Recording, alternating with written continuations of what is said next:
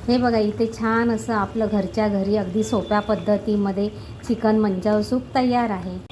नमस्कार मंडळी, मी प्रमिला तेलंग, प्रमिलाज वर्ल्ड या माझ्या यूट्यूब चॅनलवरती मी तुमचे मनापासून खूप खूप स्वागत करीत आहे। इथे कढई ठेवले, कढईमध्ये घेतले तेल। आपण करणार आहोत चिकन मंचाव सूप। तेल चांगलं तापलेलं आहे, त्यामध्ये आपण बारीक कट करून घेतलेला लसूण घालतोय। त्याचबरोबर इथे मी एक हिरवी मिरची घेतली आहे, ती पण बारीक कट करून इथे घातलेली आहे।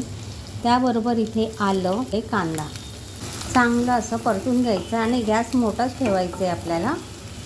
हे बघा आता कांदा चांगला परतून झाला आहे। चिकनचं स्टॉक घेतलेलं आहे, म्हणजे चिकन उकडून घेतलेलं आहे ना, त्याचं हे पाणी आहे ते इथे मी घालते। तुमच्याकडे जर चिकन स्टॉक नसेल तर तुम्ही पाणी टाका। इथे चांगली उकळी आलेली आहे, त्यामध्ये घालतोय गाजर, टोमॅटो, बारीक चिरून घेतलेला कोबी आणि बारीक चिरून घेतलेली शिमला मिरची, काळी मिरी powder, vinegar, red chilli sauce, soya sauce, चवीनुसार इथे मीठ।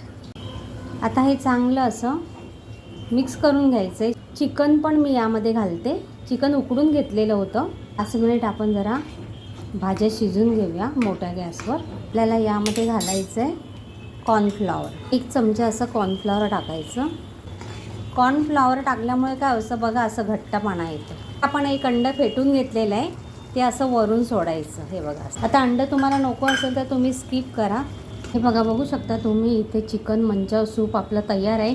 तुम्ही इथे कांद्याची पात पण घाला, कांद्याची पात मी इथे घातलेली नाही आहे। ज्या भाज्या होत्या घरामध्ये मी त्याच घेतलेल्या आहेत, तर तुम्ही कांद्याची पात जरूर घाला।